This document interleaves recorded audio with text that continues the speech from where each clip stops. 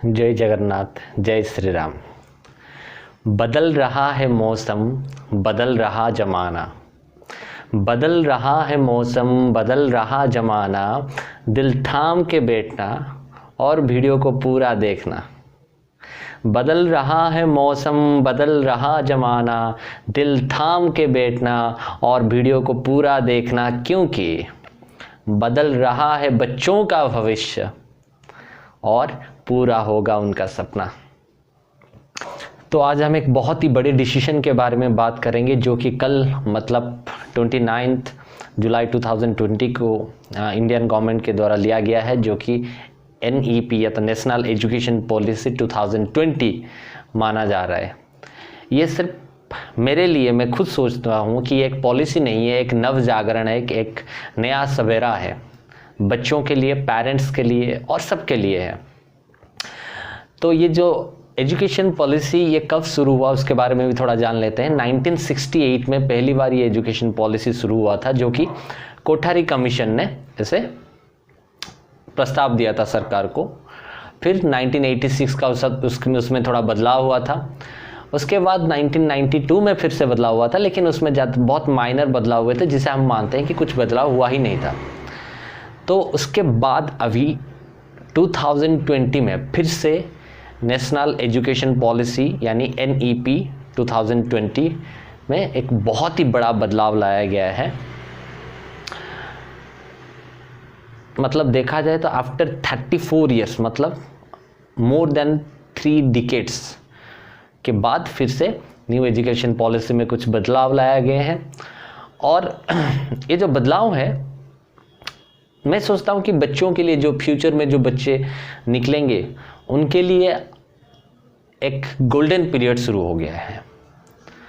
कभी कभी तो ऐसा लगता है कि मैं भी 10 साल या 15 साल पीछे चला जाऊँ, फिर से मैं अपना स्कूलिंग शुरू कर लूँ। तो जो भी है, तो उसको आपको मैं बेसिक में बताऊँगा, पूरा डिटेल्स तो अभी आया नहीं है, तो हम बता भी नहीं पाएंगे पूरा डिटेल्स। जितना आया है उसी में ही हम बात करते हैं। उससे पहले मैं आपको बता दूं कि जितना भी इंफॉर्मेशन आया है, that is not the detail information about the national education policy 2020। सो चलो शुरू करते हैं। तो पहले गवर्नमेंट ने पहले जो था एजुकेशन पॉलिसी, उसमें स्कूल को 10-2 के सिस्टम में डिवाइड किया गया था, 10+2 के सिस्टम में। मतलब 10th तक एक पीरियड था, उसके बाद +2 जो इसको 11-12 भी कहा जाता है, उसका एक पीरियड था।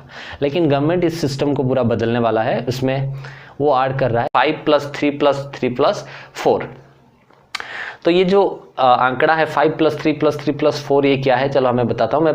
पहला है 5 क्या है, ये प्री प्राइमरी एजुकेशन है। मतलब जैसे हम बोल सकते हैं प्री नर्सरी से लेके स्टैंडर्ड 2 तक, कुछ स्कूलों में इसे KG भी कहा जाता है। तो ये जो 5 है, ये 5 साल का पीरियड है, 5 ईयर्स पीरियड है, जिसमें बच्चे 5 साल तक पढ़ाई करेंगे। और ये सबसे इम्पोर्टेंट बात क्या है इसमें ना, इसमें पढ़ाई ज़्यादा नहीं होगा, और क्या होगा ना, बच्चों को खेल कूद के माध्यम से, टेक्निकली उनको कुछ गेम्स के माध्यम से पढ़ाया जाएगा, जिससे छोटे छोटे बच्चों के लिए जो बैग्स का जो बहुत ज़्यादा प्रेशर था वो कम हो जाएगा। उसके बाद आता है 3।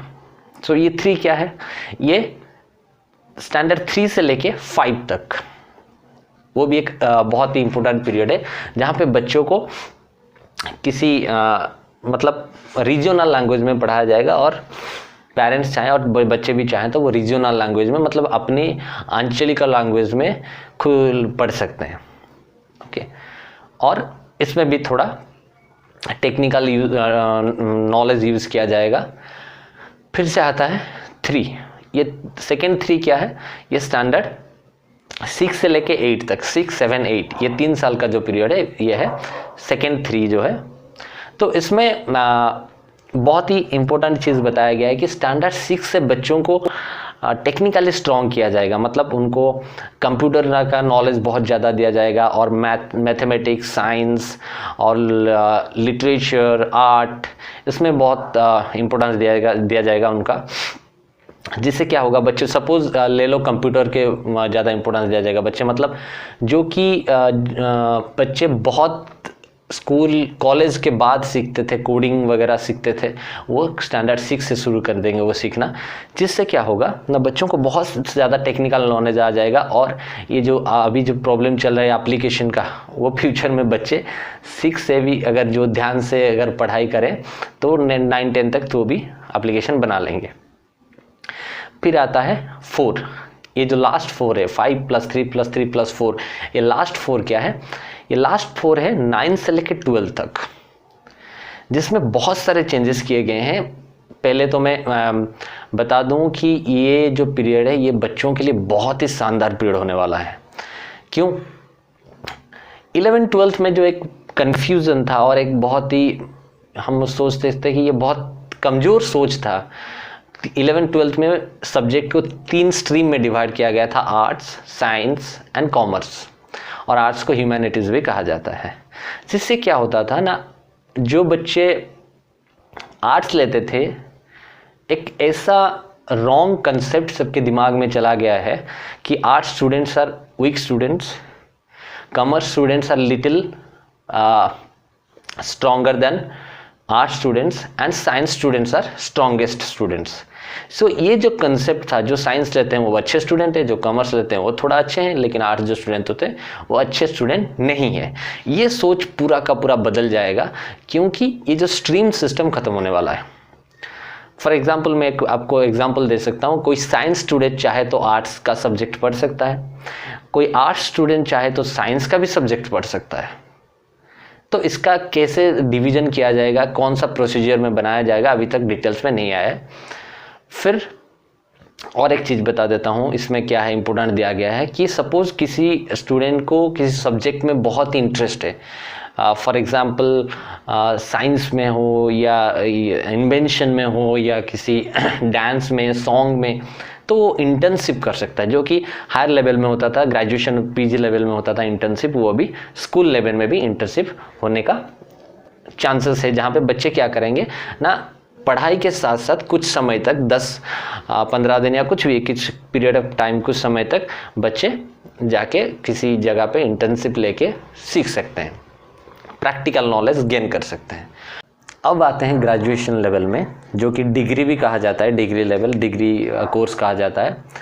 तो पहले एक बहुत ही बड़ा प्रॉब्लम था ग्रेजुएशन लेवल में। क्या प्रॉब्लम था ना, ये ग्रेजुएशन जो कोर्स था ये 3 साल का था।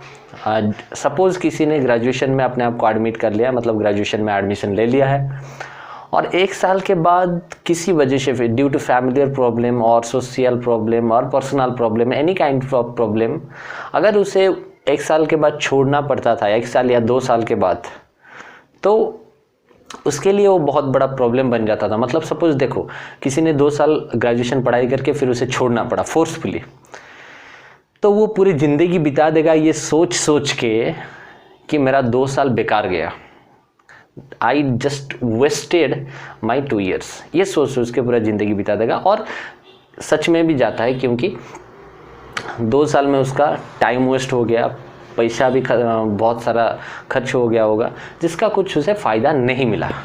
तो इस बार ये नहीं होने वाला है। तो गवर्नमेंट ने एक multi entry and multi exit वाला सिस्टम बनाया है।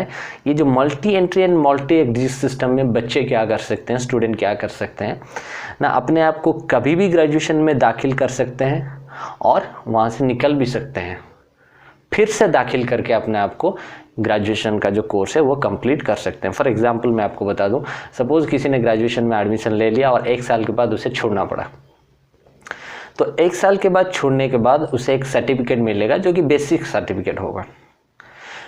फिर छोड़ने के बाद अगर 2 साल के बाद फिर उसे लगा कि नहीं मुझे ग्रेजुएशन कंप्लीट कर लेना चाहिए, तो फिर से आके वो वही कोर्स कंटिन्यू कर सकता है सेकेंड ईयर से। फर्स्ट ईयर से फिर से उसे पढ़ना नहीं पड़ेगा, फिर दूसरे साल से उसे वो अपना कंटिन्यू कर सकता है। अगर किसी ने 2 साल में ग्रेजुएशन छोड़ रहा है तो उसे एक डिप्लोमा सर्टिफिकेट मिलेगा एंड 3 साल या 4 साल में उसे एक रिसर्च सर्टिफिकेट मिलेगा, यानी एक डिग्री सर्टिफिकेट मिल जाएगा। ये है ग्रेजुएशन का सिस्टम। तो इससे अभी हमें देखना है, एक बहुत ही बड़ी चीज़ देखना है हमें कि एजुकेशन सिस्टम का बदलाव ज़रूरी था, जो कि हो गया। तो ये एक बहुत ही बड़ी बात है, बहुत ही खुशी की बात है, हमें उसे सेलिब्रेट करना चाहिए। और बच्चों को बहुत सारे मेरे तरफ से बहुत बहुत शुभकामनाएं, many congratulations to you, because a new era is going to be started and you will enjoy the new techniques, new ideas. Okay, and all the best to all the students of our nation.